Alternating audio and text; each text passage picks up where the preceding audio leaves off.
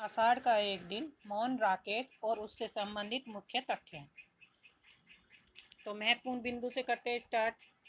मोहन राकेश का जन्म, प्रकाशन है इसका नाटक का है आषाढ़ का एक दिन। नाटक का प्रकाशन है 1958। इसमें 3 अंक है और पात्र है। पात्र है मलिका, अंबिका, कालिदास, दंतुल, मातुल, विलोम, निक्षेप, प्रियंगु, मंजरी, रंगनी, संगनी आदि क्या है इसके मुख्य पात्र हैं। इस नाटक से संबंधित महत्वपूर्ण बिंदु: स्त्री पुरुष संबंधों की जटिलता, सृजनात्मकता बनाम राजनीतिक संरक्षण का ध्वंद, रंगनी और संगनी के माध्यम से शोध प्रविधि पर व्यंग, अनुस्वार अनुनासिक के माध्यम से भारतीय नौकरशाही पर व्यंग, मलिका का सशक्त रूप उभर कर आया, उसके प्रेम का स्वरूप मुक्तिकामी है, आत्मनिर्वासन, अंत अपने मूल से कट जाने का चित्रण, अस्तित्ववाद का प्रभाव, भाषा संस्कृतनिष्ठ लेकिन बोलचाल के लय पर ढाला गया। मोहन राकेश के ये नाटक प्रोसेनियम थिएटर के लिए लिखा था। नाटक की प्रथम प्रस्तुति 1959 में श्यामानंद जलाल ने कलकत्ता में की थी। इस नाटक को उन्होंने प्रोसेनियम थिएटर में यथार्थवादी फ्रेम में खेला। 1962 ईस्वी में इब्राहिम अल काजी ने दिल्ली में खेला यह नाटक। 1964 ईस्वी में सत्यदेव दुबे ने मुंबई में खेला। नाटक के बारे में मोहन राकेश का कथन: मेघदूत को पढ़ते हुए मुझे ऐसा लगा कि वह कहानी निर्वासित यक्ष की उतनी ही नहीं जितनी स्वयं अपनी आत्मा से निर्वासित कवि की है। ये थे इस नाटक से महत्वपूर्ण बिंदु जो परीक्षा की दृष्टि से महत्वपूर्ण है।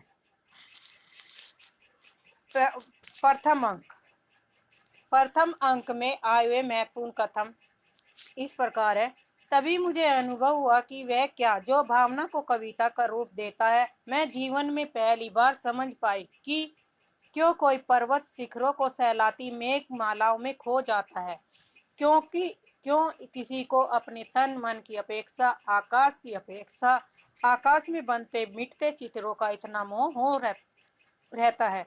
यह है मलिका का कथन। मलिका का जीवन उसकी अपनी संपत्ति है, वह उसे नष्ट करना चाहती है तो किसी को उस पर आलोचना करने का क्या अधिकार है, यह मलिका कहती है। मैंने भावना में एक भावना का वर्णन किया, मेरे लिए वह संबंध और संबंधों से बड़ा है। मैं वास्तव में अपनी भावना से प्रेम करती हूँ जो पवित्र है, कोमल है, अनश्वर है। ये क्या है मलिका का कथन है। इम्पोर्टेंट है क्योंकि एग्जाम में पूछा गया है। तुम्हें जिसे भावना कहती हो वह केवल छलना आत्म प्रवचना है। अंबिका का कथन: मैंने कहा था तुझे वहां ले चलता हूँ जहां तुझे अपनी माँ की सी आंखें और उसका सा ही स्नेह मिलेगा। कालिदास का कथन है। शब्द और अर्थ राजपुरुषों की संपत्ति है। यह कालिदास का कथन। तुम्हारे लिए प्रश्न अधिकार का है, उसके लिए संवेदना का। कालिदास निशस्त्र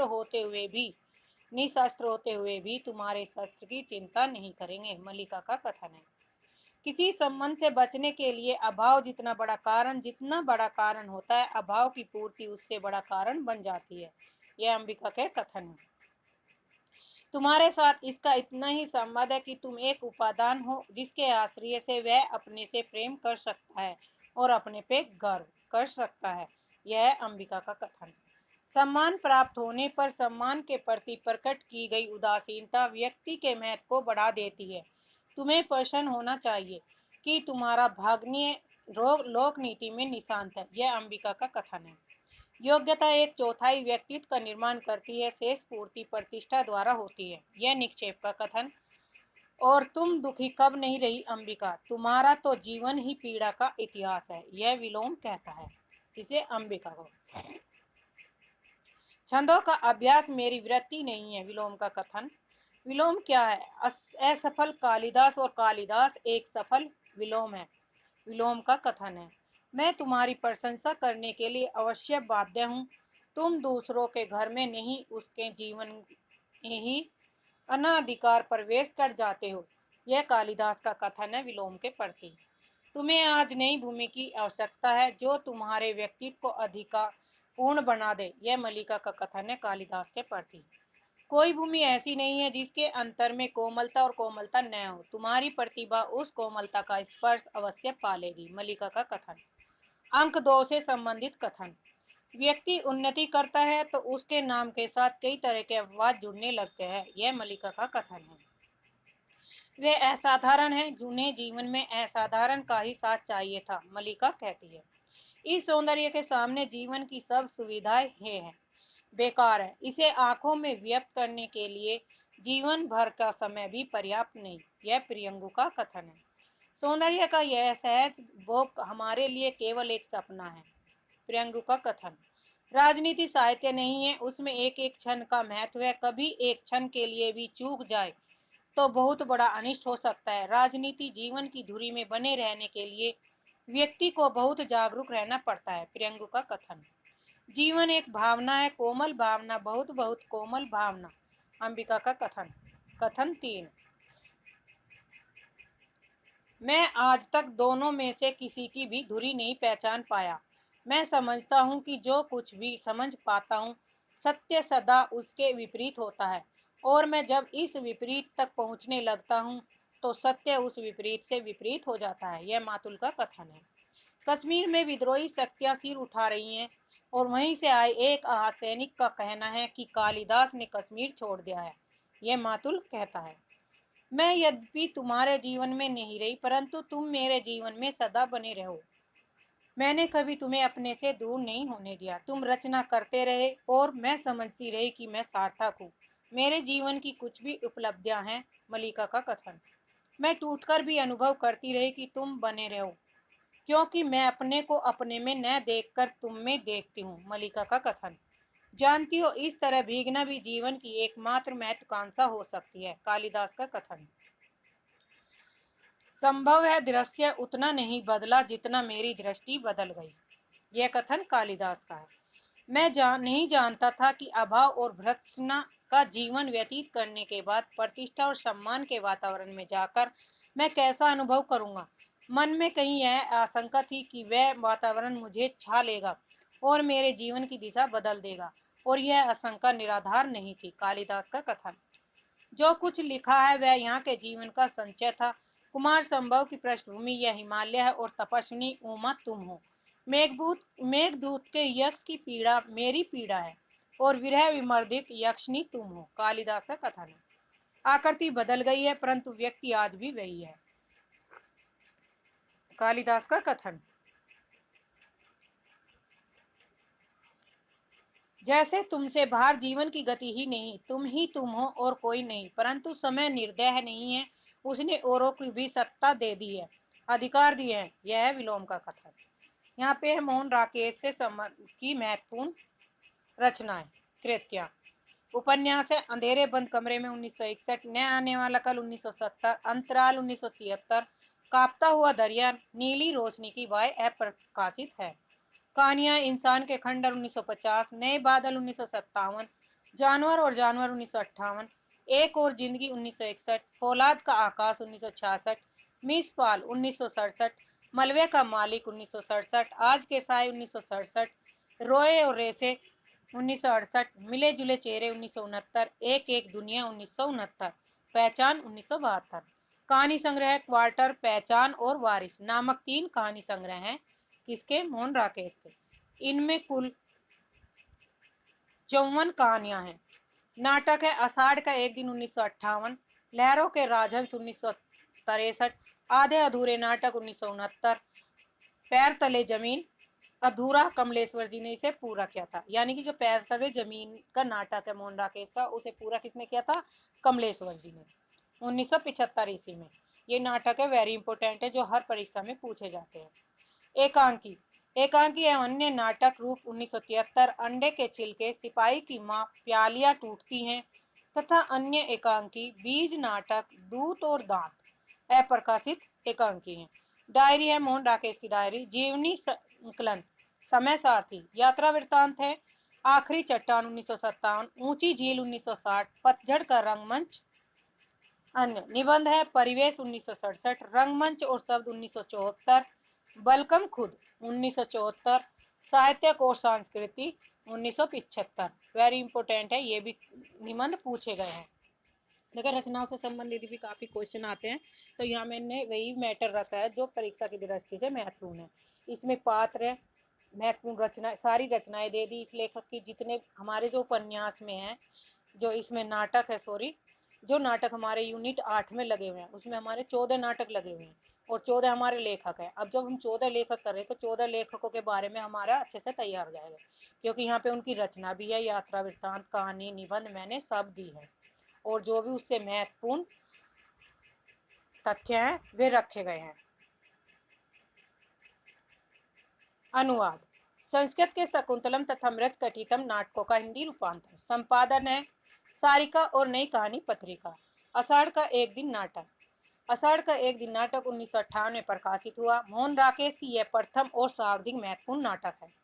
सन 1959 में इस नाटक को सर्वश्रेष्ठ नाटक होने का संगीत नाटक अकादमी पुरस्कार प्राप्त हुआ। तो संगीत नाटक अकादमी पुरस्कार कब मिला इसे? 1959 में। और 58 में ये क्या हुआ था? प्रकाशित हुआ था। 1971 में मणिकौल के निर्देशन में इस पर आषाढ़ का एक दिन फिल्म भी बनी, जिसे सर्वश्रेष्ठ फिल्म फेयर पुरस्कार भी मिला था। यह एक बिंब धर्मी प्रतीकात्मक नाटक है, जिसमें मुख्य बिंब मेघ का ही है। यह नाटक कालिदास जी की कीर्ति और उन्हीं के जीवन पर आधारित है। यानी कि जो यह नाटक है यह कालिदास के जीवन पर आधारित है। नाटक की ऐतिहासिकता। अपने दूसरे नाटक में, यानी कि मोहन राकेश का जो दूसरा नाटक है लहरों के राजहंस, उन्होंने 1963 में उसकी भूमिका में मोहन राकेश ने स्वयं लिखा है कि मेघदूत पढ़ते समय मुझे लगा करता था कि वह कहानी निर्वासित यक्ष की उतनी नहीं है जितनी स्वयं अपनी आत्मा से निर्वासित उस कवि की है, जिसने अपनी ही एक अपराध अनुभूति को इस परिकल्पना में डाल दिया। ये वेरी इंपॉर्टेंट कथन है, भूमिका से क्वेश्चन पूछे जा रहे हैं, तो इन्हें अच्छे से पढ़ लीजिए। इस प्रकार मोहन राकेश जी ने कालिदास की इसी निहित अपराध अनुभूति को आषाढ़ का एक दिन आधार बनाया और इससे यह स्पष्ट होता है कि जो कालिदास मेघदूत में लिखे थे उन्हीं के ऊपर यह नाटक है और उन्हीं की भावना और विचारों को लेकर मोहन राकेश जी ने इस प्रकार नाटक लिखा। कालिदास की चर्चा स्कंदगुप्त नाटक में भी जयशंकर प्रसाद जी ने किया। स्कंदगुप्त नाटक में जयशंकर प्रसाद जी ने स्कंदगुप्त पर अधिक ध्यान दिया था, वहीं आषाढ़ की एक दिन में कालिदास के ऊपर मोहन राकेश ने प्रकाश डाला। ये वही कालिदास जी हैं जो मातृगुप्त के रूप में कश्मीर के शासक बने थे। जयशंकर प्रसाद के शब्दों में कथन। स्कंदगुप्त 1928 की भूमिका में उन्होंने लिखा था कि मेरा अनुमान था कि मातृगुप्त कालिदास तो थे ही, परंतु द्वितीय और काव्यकर्ता कालिदास हैं। इस प्रकार हम कह सकते हैं कि आषाढ़ का एक दिन एक ऐतिहासिक नाटक है। Very very important. नाटक के पात्र दिए गए, कौन नाटक क्या है, उनका परिचय, क्योंकि इससे भी कथन में क्वेश्चन पूछे जा रहे हैं। कालिदास क्या है? एक कवि और नायक है। अंबिका जो गांव की एक वृद्धा है और मलिका की माँ है। मलिका अंबिका की पुत्री और कालिदास की प्रेमिका है। दंतुल है जो राजगुरु हैं। मातुल कवि मातुल हैं। निक्षेप गांव का पुरुष है। विलोम गांव का पुरुष। रंगनी और संगनी दोनों नागरी है, ये पात्र आए हुए हैं, वेरी इंपोर्टेंट। अनुस्वार अनुनासिक दोनों अधिकारी हैं और प्रियंगे मंजरू राजकन्या और कवि पत्नी है। रंगनी संगनी दोनों नागरी है, अनुसार अनुनासिक दोनों अधिकारी, प्रियंगे मंजरी राजकन्या कवि पत्नी। आषाढ़ के एक दिन नाटक के मुख्य बुंदे इसमें दिए गए हैं। इस नाटक में मोहन राकेश जी ने भौतिक दर्शन और प्रवृत्ति मार्ग निवृत्ति मार्ग के घनीभूत धुंध का ही चित्रण किया। मोहन राकेश जी ने नाटक में यह दिखाया कि जीवन में भोग कुछ समय के लिए आकर्षित तो करता है, किंतु अंत में वह अपना महत्व खो देता है। इस नाटक में इतिहास और कल्पना का सुंदर समन्वय है। इस नाटक में 3 अंक और दृश्य भी 3 है। इस नाटक में क्या है? 3 ही अंक है और 3 दृश्य दिए गए हैं। आषाढ़ का एक दिन नाटक की कथा। आषाढ़ का एक दिन नाटक की कथा वस्तु संस्कृत के प्रसिद्ध कवि नाटककार कालिदास जी, जो कश्मीर के शासक के रूप में मातृगुप्त के रूप में प्रसिद्ध हुए, की कहानी है। मलिका और कालिदास के प्रेम को आधार बनाकर नाटककार मोहन राकेश जी ने यथार्थ और भावना के द्वंद्व को दिखाया है। उन्होंने यह भी सिद्ध कर दिया है कि जीवन में भावना का स्थान बहुत ही महत्वपूर्ण होता है, लेकिन जीवन तो यथार्थ में ही जीना होता है। यह एक त्रिखंडीय नाटक है। पहले खंड में युवक कालिदास हिमालय में स्थित अपने गांव में शांतिपूर्ण जीवन गुजार रहे थे और अपनी कला को विकसित कर रहे थे। वहीं पर उन्हें एक युवती मलिका के साथ प्रेम संबंध है। नाटक का दृश्य बतलाता है कि जब वहां से दूर उज्जैनी के कुछ दरबारी कालिदास से मिलते हैं और उसे सम्राट चंद्रगुप्त विक्रमादित्य के दरबार में चलने के लिए कहते हैं, तो कालिदास असमंजस में पड़ जाते हैं। एक तरफ उनका सुंदर शांति से भरा गांव का जीवन था, तो दूसरी तरफ उज्जैनी के राज दरबार में पर्स ने पाकर महानता पाने का अवसर। कथा का आरंभ आषाढ़ के पहले दिन की वर्षा से होता है। मल्लिका कालिदास की भावनात्मक धारातल पर सच्चा और पवित्र प्रेम करती है। वह उन्हें महान होते हुए भी देखना चाहती है। वह उन्हें उज्जैनी जाने की राय देती है। कालिदास भारी मन से उज्जैनी चले जाते हैं और उसकी मां अंबिका कहती है कि जीवन में यथार्थ की पूर्ति भावना मात्र से नहीं हो सकती। कालिदास उज्जैनी में राजकवि के रूप में बुलाए जाते हैं। आचार्य वरुचि उन्हें लेने के लिए आते हैं। किसे? कालिदास को। नाटक के दूसरे खंड में पता चलता है कि कालिदास की कीर्ति बढ़ती जाती है और उनका विवाह राजकन्या प्रियंगु मंजरी से हो जाता है। प्रियंगु मंजरी से किसका विवाह हो जाता है? कालिदास का। गांव में मल्लिका दुखी है और अकेले रह रही थी। उनको कश्मीर का राजा बनाया जाता है। अब वे कालिदास से मातृगुप्त बन जाते हैं। कालिदास और प्रियंगु मंजरी कश्मीर जाते हैं और वहां वे मल्लिका के गांव में आते हैं, लेकिन कालिदास मल्लिका से नहीं मिलते। प्रियंगु मंजरी ही मल्लिका के घर जाकर उससे मिलती है और वह मल्लिका से सहानुभूति जताती है और कहती है कि वह उसे अपनी सखी बना लेगी और उसका विवाह किसी राज सेवक के साथ करवा देगी। मल्लिका साफ इनकार कर देती है। नाटक के तृतीय और अंतिम खंड में कालिदास के गांव में अकेले ही आता है। यह खबर मल्लिका को मिलती है और कालिदास को कश्मीर का राज्यपाल बना दिया गया है, लेकिन वह सब कुछ त्याग कर यहाँ आ गया। समय का चक्र चलता है। मल्लिका की मां की मृत्यु हो जाती है। मल्लिका की विवशता और उसे ग्राम पुरुष विलोम के जाल में फंसा देती है। निसाय मल्लिका की शादी विलोम के साथ हो चुकी है। उसके एक पुत्री है। कालिदास मल्लिका से मिलने आता है, लेकिन मल्लिका के जीवन की इन सच्चाइयों को देख कालिदास निराश होकर चला जाता है। नाटक इसी जगह समाप्ति पर पहुंचता है। नाटक यह दर्शाता है कि कालिदास की मान्यता पाने के लिए कालिदास और मल्लिका को कितनी बड़ी कीमत चुकानी पड़ी। जब कालिदास मल्लिका को छोड़कर उज्जैनी में बस जाता है, तब उसकी ख्याति और उसका रुतबा तो बढ़ जाता है, लेकिन उसकी सृजन शक्ति चली जाती है और उसकी पत्नी प्रियंगु मंजरी इस प्रयास में जुटी रहती है कि उज्जैनी में भी कालिदास के इर्द गिर्द उसके गांव जैसा ही वातावरण बना रहे, लेकिन वह स्वयं मल्लिका नहीं बन पाती। नाटक के अंत में जब कालिदास की मल्लिका से अंतिम बार बात होती है, तब वह मानता है कि तुम्हारे सामने जो आदमी खड़ा है वह कालिदास नहीं है जिसे तुम जानती हो। तो यह कथा यहाँ पे दी गई है किसकी? कालिदास की। तो इस कथा वस्तु को पढ़ने से क्या हुआ, हमें कुछ समझ में आया कि कहानी आषाढ़ का एक दिन। इसका प्रकाशन वर्ष 1958 ईस्वी में है। इसमें 3 अंकों में यह नाटक विभक्त है। यह नाटक कवि कालिदास के सत्ता और सृजनात्मक के मध्य अंत संघर्ष का चित्रण करता है। यह केवल कालिदास का द्वंद्व नहीं बल्कि आधुनिक मानव का भी अंतर्द्वंद है। इसमें बच्चन सिंह इस नाटक को लेकर लिखते हैं कि यह राजाश्रय और व्यक्ति स्वतंत्रता के बीच भटकती हुई सृजनात्मकता का नाट्य बिंब है।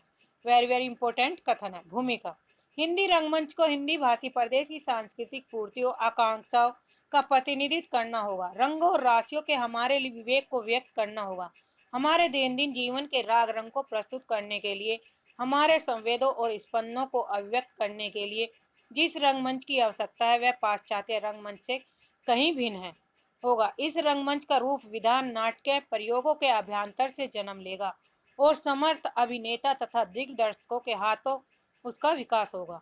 इसमें पात्र दिए गए और पात्रों का परिचय: मल्लिका है जो कालिदास की प्रेमिका है। कालिदास को उज्जैनी जाने के लिए मनाती है। कौन? मल्लिका। उज्जैनी से आने वाले व्यापारियों से कालिदास की रचनाएं मांग कर पढ़ती है। विलोम से नफरत के बावजूद अंततः उससे ही विवाह करना पड़ता है। किसे? मल्लिका को। मां मारी से पिता की मृत्यु, जीवन के प्रति भावधारी दृष्टिकोण, कालिदास मामा मातुल द्वारा प्रतिपालित, ऋतु संहार, कुमार संभव, मेघदूत और रघुवंश के रचयिता हैं। अब इनसे संबंधित महत्वपूर्ण तथ्य हैं।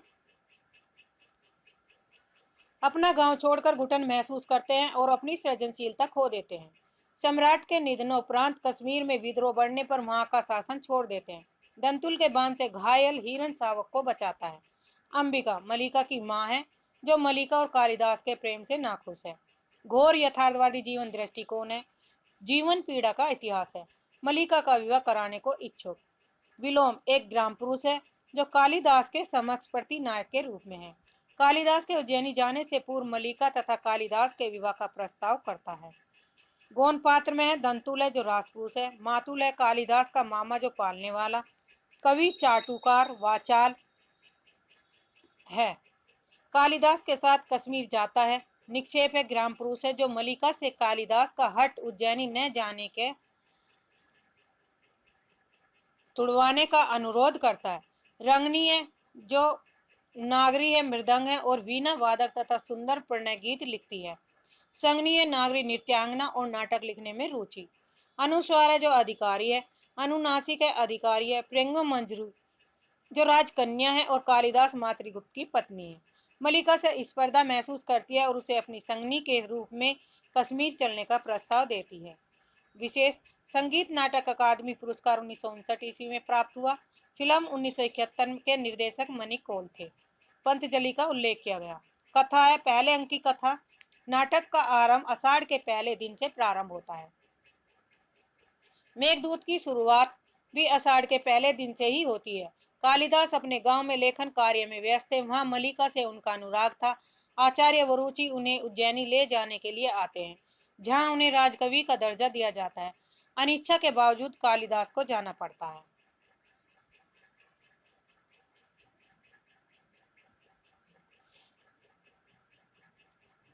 दूसरा अंक।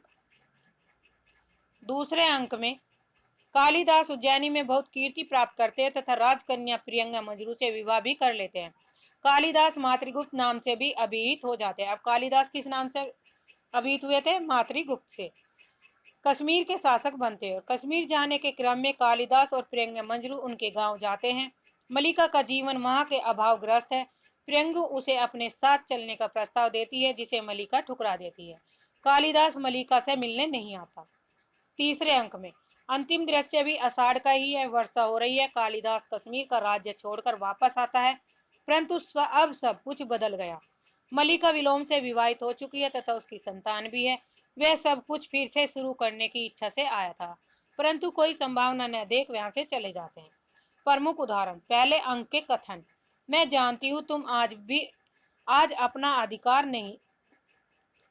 अधिकार भी नहीं है, किंतु इतना बड़ा अपवाद मुझसे नहीं सहा जाता। अंबिका कहती है मलिका से, मैं जानती हूँ माँ अपवाद होता है, तुम्हारे दुख की बात भी जानती हूँ, फिर भी मुझे अपराध का अनुभव नहीं होता। मैंने भावना में भावना का वर्ण किया। मेरे लिए वह संबंध और संबंधों से बड़ा है। मैं वास्तव में अपनी भावना से प्रेम करती हूँ, जो पवित्र है, कोमल है, अनसर है। मलिका अंबिका से कहती है। वेरी इंपोर्टेंट कथन। तुम जिस भावना कहती हो वह केवल छलना और आत्म प्रवचना है। अंबिका मलिका से कहती है। ठहरो राजपुरुष, हरिन शावक के लिए हट मत करो। तुम्हारे लिए प्रश्न अधिकार है, उनके लिए संवेदना का। कालिदास निशस्त्र होते हुए भी तुम्हारे शस्त्र की चिंता नहीं करेंगे। मलिका दंतुल से कहती है। किसी संबंध से बचने के लिए अभाव जितना बड़ा कारण होता है, अभाव की पूर्ति उससे बड़ा कारण भी बन जाती है। अंबिका मलिका से कहती है। Very very important. कविता का कुछ मूल्य है। आर्य मातुल तभी तो सम्मान का भी मूल्य है। इंपोर्टेंट कथन है। मलिका मातुल से कहती है, सम्मान प्राप्त होने पर सम्मान के प्रति प्रकट की गई उदासीनता व्यक्ति के महत्व को बढ़ा देती है। तुम्हें प्रसन्न होना चाहिए कि तुम्हारा वग्ने लोक नीति में भी निशांत है। अंबिका कहती है मातुल से, योग्यता 1/4 व्यक्तित्व का निर्माण करती है, शेष पूर्ति प्रतिष्ठा द्वारा होती है। निक्षेप कहता है अंबिका से, अवसर किसी की प्रतीक्षा नहीं करता। कालिदास यहाँ से नहीं जाते हैं तो राज्य की कोई हानि नहीं होगी। राजकवि का आसन रिक्त नहीं होता, परंतु कालिदास तो आज है, जीवन भर वही रहेंगे, एक स्थानीय कवि। निक्षेप मलिका से कहती है। नेक्स्ट कथन है राजकीय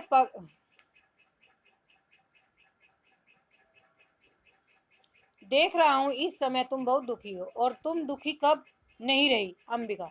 तुम्हारा तो जीवन ही पीड़ा का इतिहास है। विलोम कहता है अंबिका से, तुमने इतने वर्ष सारी पीड़ा क्या इसी दिन के लिए सही? दूर से देखने वाला भी जान सकता है कि इन वर्षों में तुम्हारे साथ क्या क्या बीता। समय ने तुम्हारे मन, शरीर और आत्मा की इकाई को तोड़कर रख दिया। तुमने तिल तिल करके अपने को गलाया है, एक ही मलिका को किसी अभाव का अनुभव न हो, और आज जब कि उसके लिए जीवन भर के अभाव का प्रश्न सामने है, तो तुम कुछ सोचना नहीं जानती चाहती हो। विलोम कहता है अंबिका से। विलोम क्या है? एक असफल कालिदास, और कालिदास एक सफल विलोम। हम कहीं एक दूसरे के बहुत निकट पड़ते हैं। विलोम कहता है कालिदास से। मैं जानती हूँ कि तुम्हारे चले जाने से मेरे अंतर को एक रिक्तता छा लेगी। बार भी संभवतः बहुत सूना प्रतीत होगा, फिर भी मैं अपने साथ छल नहीं कर सकती। मलिका कहती है कालिदास से। विश्वास करते हो न कि मैं तुम्हें जानती हूँ कि कोई भी रेखा तुम्हें घेर ले तुम घिर जाओगे।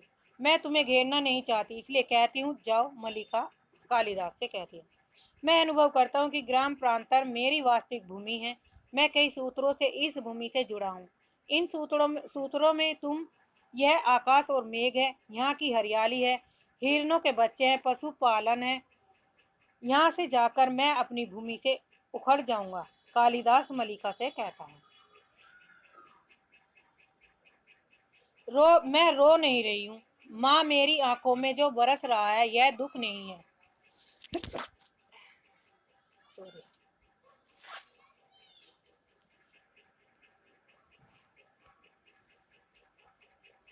मैं रो नहीं रही हूँ माँ, मेरी आंखों से जो बरस रहा है यह दुख नहीं है, यह सुख है माँ, सुख। मलिका अंबिका से कहती है। अंक 2। व्यक्ति उन्नति करता है तो उसके नाम के साथ कई तरह अपवाद जुड़ने लगते हैं। मलिका निक्षेप से कहती है। इस सौंदर्य के सामने जीवन की सब सुविधाएं हैं, इसे आंखों में व्याप्त करने के लिए जीवन भर का समय भी पर्याप्त नहीं। प्रियंगु, राजनीति साहित्य नहीं है, उसमें एक एक क्षण का महत्व है। कभी एक क्षण के लिए भी चूक जाए तो बहुत बड़ा अनिष्ट हो सकता है। राजनीतिक जीवन की धुरी में बने रहने के लिए व्यक्ति को बहुत जागरूक रहना पड़ता है। साहित्य उनके जीवन का पहला चरण था, अब वे दूसरे चरण में पहुंच चुके हैं। फिरंगू मलिका से कहती है। मैं किसी आने वाले से बात भी नहीं कर सकती। दिन मास वर्ष मुझे घुटते हुए बीत गए। मेरे लिए यह घर नहीं, एक काल गुफा है जिसमें मैं हर समय बंद रहती हूँ, और तुम चाहती हो कि मैं किसी से बात भी ना करूं। अंबिका मलिका से कहती है। आज वह तुम्हें तुम्हारी भावना का मूल्य देना चाहता है, तो क्या नहीं स्वीकार कर लेती? घर की भित्तियों का पारस्कार हो जाएगा और तुम उनके यहाँ परिचारिका बनकर रह सकोगी। इससे बड़ा और क्या सौभाग्य तुम्हें चाहिए? अंबिका मलिका से कहती है। नेक्स्ट कथन है। राजकीय पगधूलि घर में पड़ती है तो लोग गौरव का अनुभव करते हैं। ऐसा अवसर हर किसी के जीवन में कहाँ था? विलोम कहता अंबिका से। परंतु मैं समझता हूँ वह एक बार आएगा अवश्य। उसे आना चाहिए। व्यक्ति किसी संबंध को ऐसे नहीं तोड़ सकता। विलोम अंबिका से कहता है। अतिथि आज यहाँ के पत्थर तक बटोर कर ले जाना चाहते हैं। यहाँ के पत्थर आज बहुत मूल्यवान समझे जाने लगे। विलोम अंबिका से कहता है। यहाँ के पत्थर पहले भी मूल्यवान थे आर्य। विलोम, यह और बात है कि पहले किसी ने इनका मूल्य नहीं समझा। मलिका विलोम से कहती है। मैं जानती थी कि आज नहीं, तब से ही जानती थी। वह आता तो मुझे आश्चर्य होता, अब मुझे आश्चर्य नहीं है। कोई आश्चर्य नहीं, प्रसन्नता है कि मैं उसके संबंध में ठीक सोचती थी। जीवन एक भावना है, कोमल भावना, बहुत बहुत कोमल भावना। अंबिका स्वागत से कहती है। तीसरे अंक से संबंधित महत्वपूर्ण कथन। यह जानता कि राजप्रसाद में रहकर पांव तोड़ बैठूंगा तो कभी ग्राम छोड़कर वहां न जाता। अब पीछे से मेरा घर भी उन लोगों ने ऐसा कर दिया कि कहीं पैर टिकता ही नहीं। इन चिकने शिलाखंडों से तो वह मिट्टी ही अच्छी थी जो पैर को पकड़ती तो थी। मातुल अंबिका से मलिका से कहता है। मैं यद्यपि तुम्हारे जीवन में नहीं रही, परंतु तुम मेरे जीवन में सदा बने रहोगे। मैंने कभी तुम्हें अपने से दूर नहीं होने दिया। तुम रचना करते रहे और मैं समझती रही कि मैं सार्थक हूँ। मेरे जीवन की कुछ उपलब्धि है। मलिका स्वागत से कहती है। यह मेरे अभाव की संतान है। जो भाव तुम्हें थे वह दूसरा नहीं हो सका, परंतु अभाव के कोष्ठ में किसी दूसरे की जाने कितनी कितनी आकृतियां हैं। जानते हो, मैंने अपना नाम खोकर एक विशेषण उपार्जित किया है। और अब मैं अपनी दृष्टि से नाम नहीं केवल विशेषण हूँ, मलिका स्वागत से कहती है। परंतु तुमने वारांगना का यह रूप भी देखा है। आज तुम मुझे पहचान हो सकते हो। मैं आज भी उसी तरह पर्वत शिखर पर जाकर मेघ मेल मालाओं को देखती हूँ, तो उसी तरह ऋतु संगार और मेघदूत की पंक्तियां पढ़ती हूँ। मैंने अपने भाव के कोष्ठ को रिक्त नहीं होने दिया, परंतु मेरे अभाव की पीड़ा का अनुमान लगा सकते हो, मलिका स्वागत से कहती है।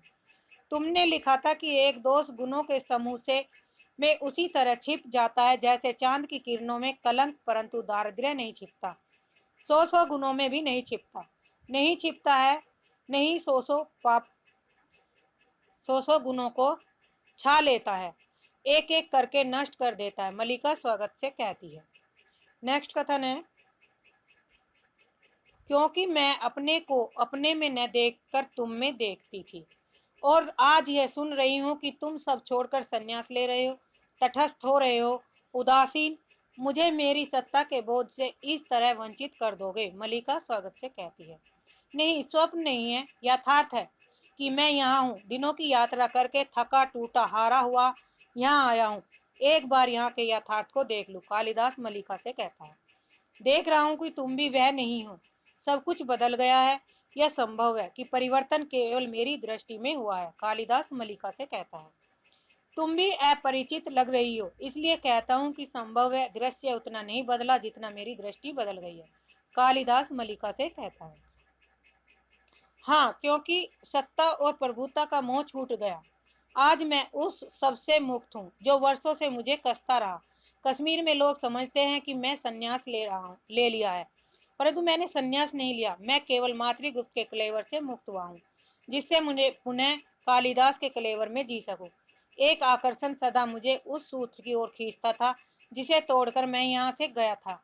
मुझे यहाँ की एक एक वस्तु के रूप में आकार का स्मरण है, कालिदास मलिका से कहते हैं। जाने की दिन तुम्हारी आंखों का जो रूप देखा था वह आज तक मेरी स्मृति में अंकित है, कालिदास मलिका से कहता है। मैं नहीं जानता था कि अभाव और भर्त्सना का जीवन व्यतीत करने के बाद प्रतिष्ठा और सम्मान के वातावरण में जाकर मैं कैसा अनुभव करूंगा। मन में कहीं यह आशंका थी कि वह वातावरण मुझे छा लेगा और मेरे जीवन की दिशा बदल देगा, और यह आशंका निराधार नहीं थी, कालिदास मलिका से कहता है। मुझे बार बार अनुभव होता है कि मैंने प्रभुत्व और सुविधा के मोह में पड़कर उस क्षेत्र में अनाधिकार प्रवेश किया और जिस विशाल में मुझे रहना चाहिए था उससे दूर हट आया हूँ। जब भी मेरी आंखें दूर तक फैली क्षितिज रेखा पर पड़ती, तभी यह अनुभूति मुझे सालती कि मैं उस विशाल से दूर हट आया हूँ। मैं अपने को आश्वासन देता कि आज नहीं तो कल मैं परिस्थितियों पर वश पा लूंगा और समान रूप से दोनों क्षेत्रों में अपने को बांट दूंगा, परंतु मैं स्वयं ही परिस्थिति के हाथों बनता और चालित होता रहा। जिस कल की मुझे प्रतीक्षा थी वह कल कभी नहीं आया, और मैं धीरे धीरे खंडित होता गया, और एक दिन मैंने पाया कि मैं सर्वथा टूट गया हूँ और मैं वह व्यक्ति नहीं हूँ जिसका उस विशाल के साथ कुछ भी संबंध था, कालिदास मलिका से कहता है। नेक्स्ट कथन है, मैं तब तुमसे मिलने के लिए नहीं आया क्योंकि भय था कि तुम्हारी आंखें मेरे अस्थिर मन को अस्थिर कर देगी, कालिदास मलिका से कहता है। यह नहीं सोचा था कि ध्वंद एक ही व्यक्ति तक सीमित नहीं होता, परिवर्तन एक ही दिशा को व्याप्त नहीं करता, कालिदास मलिका से कहता है। कुमार संभव की पृष्ठभूमि यह हिमालय है और तपस्विनी उमा तुम हो। मेघदूत के यक्ष की पीड़ा मेरी पीड़ा है और विरह विमर्दिता यक्षिणी तुम हो। यद्यपि मैंने स्वयं यहाँ होने और तुम्हें नगर में देखने की कल्पना की, अभिज्ञान शकुंतलम में भी शकुंतला के रूप में तुम ही मेरे सामने थी। मैंने जब जब लिखने का प्रयत्न किया तो तुम्हारे अपने जीवन के इतिहास को फिर दोहराया, और जब उसे हटकर लिखना चाहा तो रचना प्राणवान नहीं रही, कालिदास मलिका से कहते हैं। लगता है तुमने अपनी आंखों से इन कोरे पृष्ठों पर बहुत कुछ लिखा, और आंखों से ही नहीं, स्थान स्थान पर ये पृष्ठ संवेद कणों से मैले हुए हैं। स्थान स्थान पर फूलों की सूखी पत्तियों ने अपने रंग इन पर छोड़ दिए। कई स्थानों पर तुम्हारे नखों ने इन्हें छीला, तुम्हारे दांतों ने इन्हें काटा, और इसके अतिरिक्त ये ग्रीष्म की धूप के हल्के गहरे रंग, हेमंत की पत्र धूली और इस घर की सीलन, ये पृष्ठ अब कोरे कहाँ मलिका।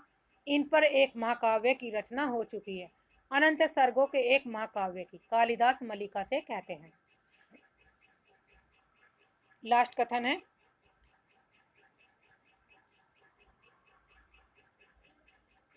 परंतु समय निर्दय नहीं है, उसने औरों को भी सत्ता दी है, अधिकार दिए हैं। धूप और नैवेद्य लिए घर की देहली पर रुका नहीं रहा, उसने औरों को अवसर दिया है, निर्माण किया है। तुम्हें उसके निर्माण से वितृष्णा होती है, क्योंकि तुम जहां अपने को देखना चाहते हो नहीं देख पा रहे हो। विलोम कालिदास से कहता है, मैंने कहा था मैं अंत से आरंभ करना चाहता हूँ। यह संभवतः इच्छा का समय के साथ ध्वन था, परंतु देख रहा हूँ कि समय अधिक शक्तिशाली है, क्योंकि क्योंकि यह प्रतीक्षा नहीं करता। कालिदास मलिका से कहती है। आज के लिए इतना ही। धन्यवाद। चैनल को सब्सक्राइब करिए, लाइक करिए और शेयर करिए।